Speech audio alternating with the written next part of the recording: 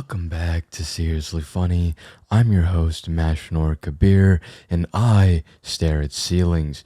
This week we have a lot of spoilers for the manga Oyasumi Punpun. So if this is a manga you're interested in reading, I would recommend, and it pains me to say this, but not listening to this episode until you've read it. Also, it is an adult manga, so for legality's sake, 18 and over, read it. If you are depressed or prone to depression, you may want to reconsider reading it. If you don't want to read it, then hey, let's get into it. But another warning, this episode is going to be very, very, very depressing. Although I'm never really funny, in all honesty, I can admit my faults. I've been thinking about renaming the podcast. In this episode, I will just be sad.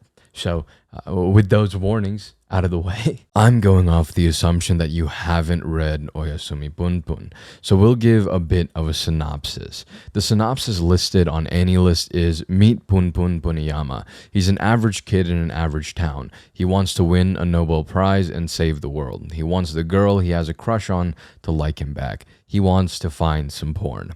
That's what he wants. But what does he get? It's a synopsis. Oyasumi Punpun translates into Goodnight Punpun. Punpun being the main character of the story, depicted as a bird. Now, although in the manga he is drawn as a bird, and for a few chapters he's a tetrahedral pyramid type of thing, he's not actually either of those things. He's a normal human boy, and honestly, I don't know why he's drawn as a bird. I'm sure that the author had his reasons, and there's a chance that the author didn't have a reason, and he just wanted to draw the main character depicted as a bird. Everyone else, except for his family, is human. Starting out as a child, Punpun is super happy and outgoing. Unfortunately, after getting lost in a town over from his and his best friend getting hit by a car, he becomes quite reserved. In elementary, he has a small group of friends and also falls in love with a transfer student, Aiko. Punpun believes that he and Aiko are destined to be together, and as it would happen, they do begin dating. Punpun also wants to become an astronaut at this time. Also around this time, Punpun's parents begin fighting, and at some point we see a scene where it looks like his dad beat his mom, and afterwards they get a divorce, and then we don't see much of Punpun's father. It's later shown, however, that Punpun's dad was actually acting in not only self-defense but in defense of Punpun, because Punpun's mother at the time got a knife and threatened to kill Punpun unless his Punpun's father stopped her, and so he did, and it just looked like he went off the rails and beat her. But in the end, we learned this as the viewer. However, Punpun never learns about this. It's a bit sad, but he honestly, the guy wasn't just an off the rails alcoholic, which is what it makes him look like at the beginning. But anyways, going into middle school, Punpun discovers adult content and honestly becomes quite enamored with it, as a teenager would, really. But by this point, him and Aiko have broken up due to some super weird circumstances. Trying to describe everything in this manga would take us the entire episode and then some. But overall, Aiko's mom is a cult member that sells some manner of snake oil, and Aiko is controlled by her mom and is used to help her mom sell whatever it is the cult is trying to sell. Yeah, very fun, isn't it? Punpun then goes to high school where he meets another girl. He's still extremely horny. After some things happen, he quits doing the 5-knuckle shuffle for a few years, which takes us into college. Well, it would have been college. Punpun decided not to go to college and decided to work at a conveni, which is what convenience stores are called in Japan. During this time, he meets a woman who's an aspiring mangaka or manga artist, and they strike up a sort of more than friends but not lovers sort of relationship. Later, Punpun goes ahead and starts acting like a college student and picks up a completely fake identity that's not his at all. It's really weird. As happenstance would have it, he runs into his old love, Aiko, again, who he never really forgot. They've both grown up, and while Punpun lies about being a college student who's a soccer star, Aiko lies about being a model. Although she has done some modeling work, it's far from being a career model. In time, Aiko's mother's abuse reaches a high, and Aiko runs away to Punpun, and they go to, quote, confront, end quote, Aiko's mother, which turns into a fight which turns into Punpun killing Aiko's mother, partly in self-defense, partly in rage. It's arguable, really. After this, Punpun and Aiko run away together. They have nothing but a car after they bury Aiko's now deceased mother. Punpun and Aiko change a bit. Yeah, Aiko becomes completely placid, and Punpun becomes an abusive, and to put it lightly, a-hole. He hits her at one point. She says that she's gonna stab him in the eye with a fork, and then she doesn't, and then he gets, or she hits him a bit, but not much, and well, he gets upset and says she should have finished the job. Anyways, weird scene. The relationship becomes more toxic than the underground of a nuclear power point. It's really PowerPoint? A PowerPoint. I said I've had to redo this paragraph 2 times. I'm not doing it again. Nuclear PowerPoint. Screw me. It's bad and honestly a bit disgusting. While Punpun and Aiko are on the run, Sachi, which is the woman from earlier, the mangaka, looks for Punpun but can't seem to find him. In the end, Aiko kills herself. Why is honestly arguable. Some people say it was to run away from jail, and other people, the other probability was to stop Punpun from going to jail. Because in the chapter before she died, Punpun told her that he would turn himself in for the murder, because the body was discovered and Aiko is the suspect, and then Aiko could live her life, and Punpun would, go to jail. Punpun finds her after waking up the next day in the morning, and afterwards resolves himself to do the same. He goes to a miso factory that was seen way at the beginning of the story, and with a knife he stabs himself in that eye that Aiko never really harmed massively. Before he dies, Sachi does happen to find him, and the story ends with Punpun being surrounded by the few friends he had, and his life seemed to be back in some manner of order.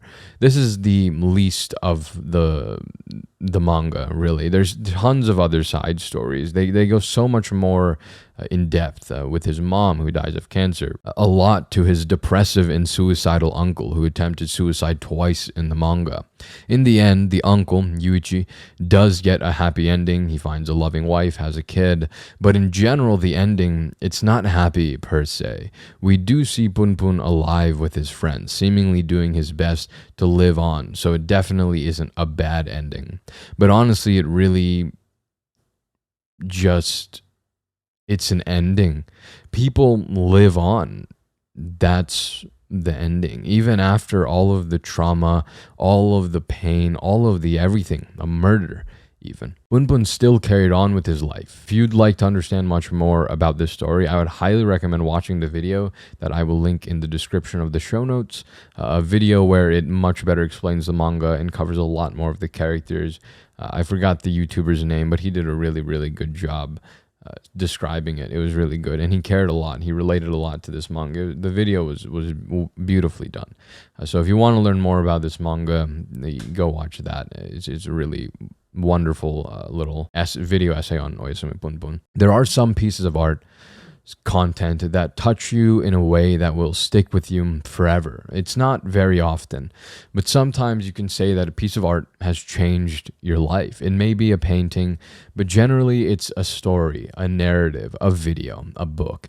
2 of these for me, or 3 of these actually, is a story from Exerbia, and Then We'll Be Okay, is one of those pieces of art for me. The story resonates deeply, and I listen to it again every couple of months. Another one is 5 centimeters per second. I'll list a few more. The Happiness Advantage obviously had a massive impact on me, and The Fifth Vital by Mike Malak also had a pretty big impact on me. And Oyasumi Punpun is, I would say, another one. It's stuck, and it's going to stick for a while. That last panel will always probably be with me. I think that Oyasumi Punpun has a massive effect on the way that I view life. Has had. I've had so many typos in this script. So I want to share my biggest takeaway from this work. And I want to say that there are many, many, many, many things that you can take away from this manga if you read it. It depends on you. It depends on what resonates with you, where you are in your life and where you have been in your life. This is simply my personal takeaway with where I am in life. And I fully admit that there's many, many things you can learn from this manga.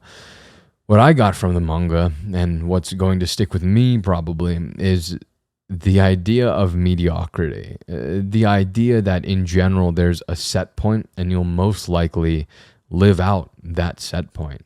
I've never been especially talented at, well, anything, really. I have a good work ethic, and so I've barely climbed up myself up to being above average for most things that I, throw myself into. But I never had it, whatever it may be.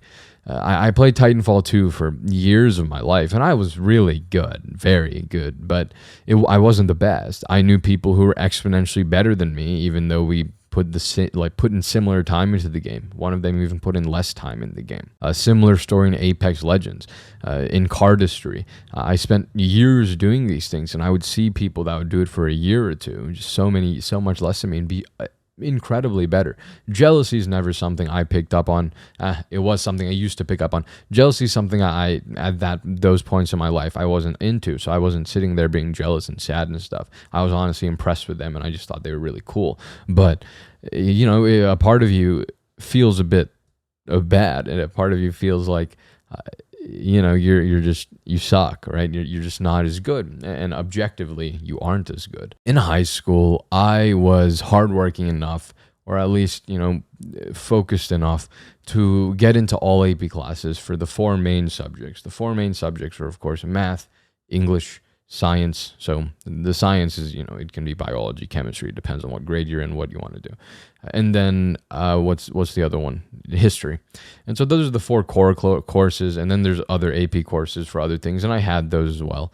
But I was in my senior year, I was in 5 AP courses. In my junior year, I was in 4. I think it was 4. Yeah, I believe it was 4 AP courses. I was above, I was more than mediocre of a student to get into these classes because, honestly, if you sign up for the classes, they'll give you the classes. But I did go into the classes, and I got an A in a reasonable amount of them. With that, I was, however, not talented enough to be, more than mediocre in those AP classes. I was above mediocre in getting into the high-level classes, but I became probably average, if not lower than average, probably average in high school. Maybe talent isn't real and I'm just inhaling illegal amounts of copium. This is possible. But if I look at college now, going into college, I am in that higher level major. I have a marketing minor, right? So I do take these classes that are a lot easier. In my engineering statistics class, I barely passed with a C. In my business statistics class right now, and I'm about to take my final exam in a few days, I have a 100.08 in the class, right? There's a big difference in the challengeness of it.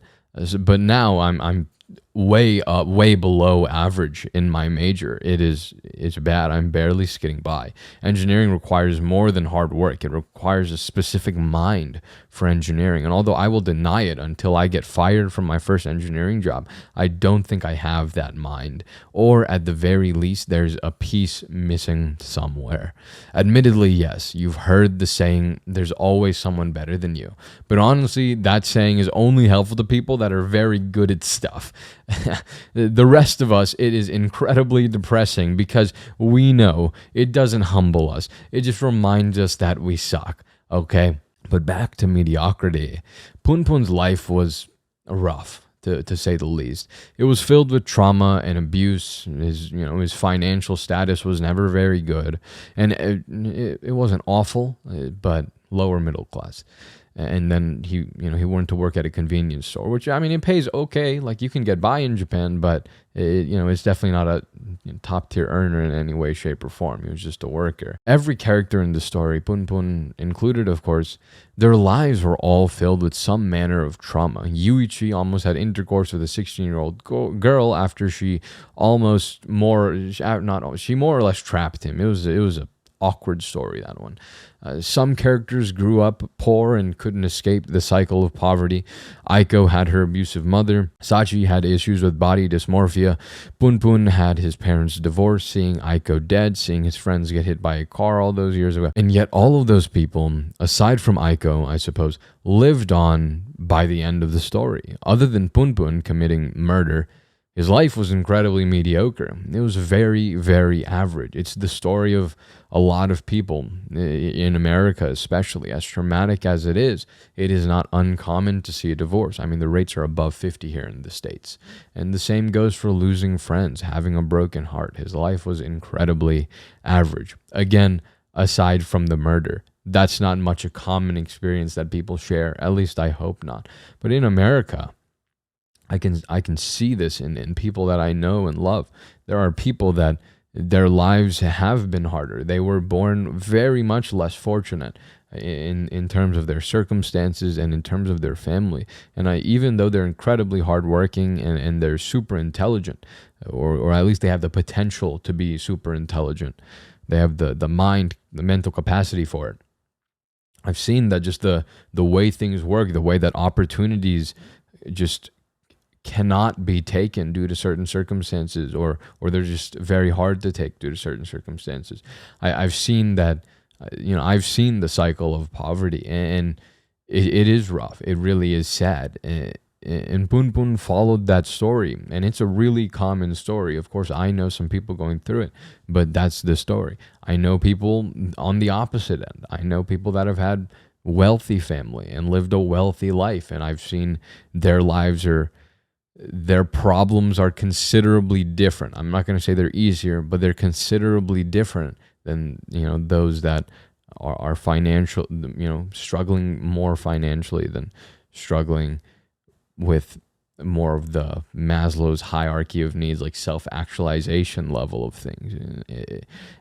Overall, the story, again, of Punpun, it's not aside from just putting the murder away, that was a weird little twist in there. But aside from that, the story it's an average story of just the cycle that happens.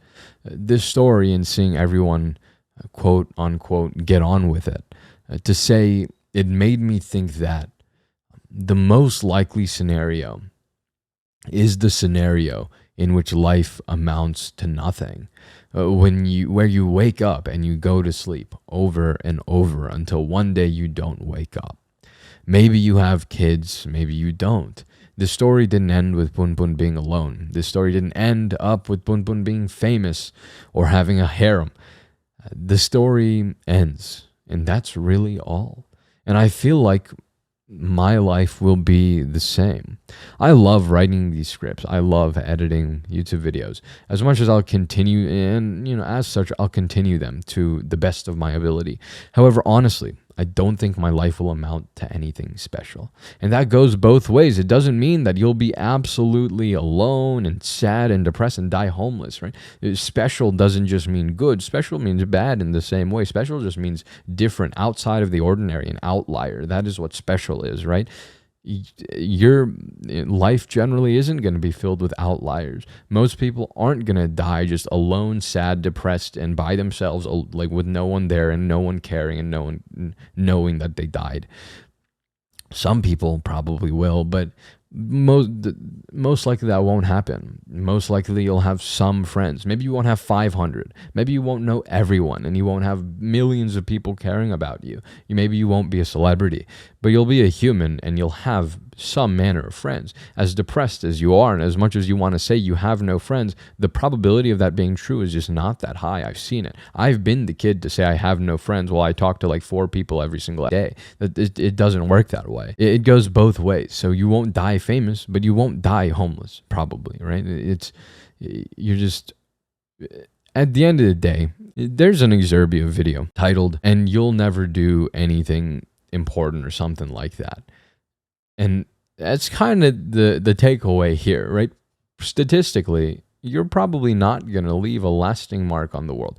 Of course, I do believe that everyone leaves a mark on the world in some way or another, but sometimes that mark runs really deep and it requires a different level of thought and vision. But in general, the marks aren't as evident as, say, Steve Jobs, Bill Gates, Rockefeller, or heck, Socrates, Marcus Aurelius. You get the point. You probably won't have a mark that big on the planet or the earth or history. Everyone does leave some sort of mark.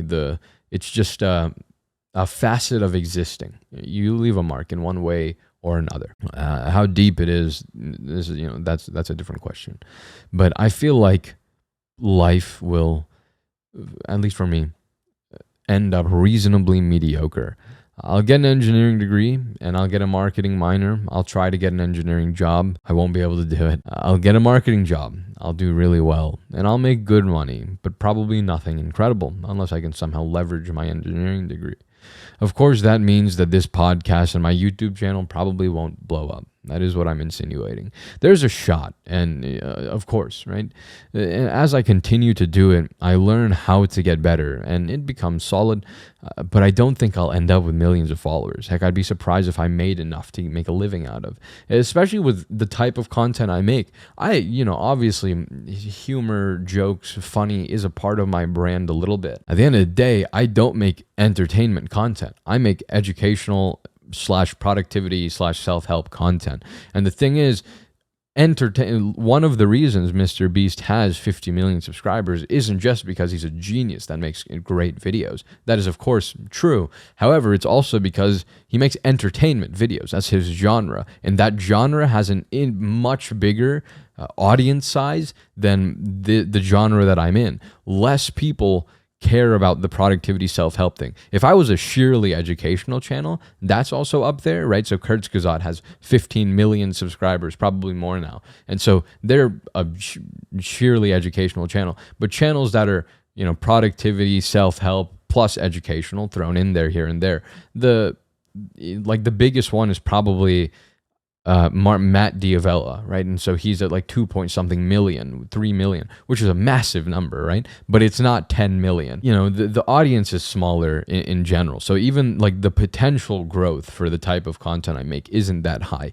And so that's something to admit as well. And so standing out, especially because the people that make this content are really, really good at making this content. And so being better than them or offering something that they don't is really hard because a lot of them have slowly begun animating as well. I thought my competitive edge could have been animations, but we can see Answer in Progress doing some beautiful animations. Matt Diavella has begun doing animations in his videos that are really nice to watch. I've lost that bit of edge too as well, right? Overall, other than the content, other than my life ending up pretty mediocre, I'm celibate, right? So family and kids are also out the window. I think that life will overall be pretty boring for me until, that night I lay to rest for the last time.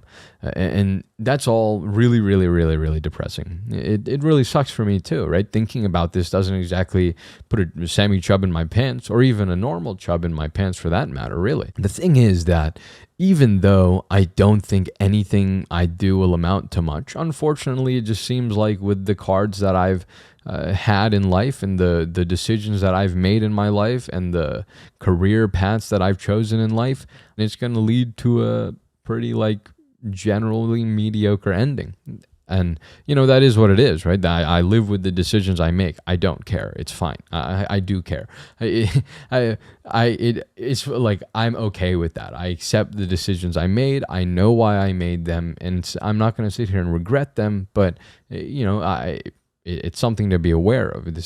Life is just a matter of cause and effect, and your current situation is just a long string of causes and effects. Some of them super sad causes, and some of them super sad effects.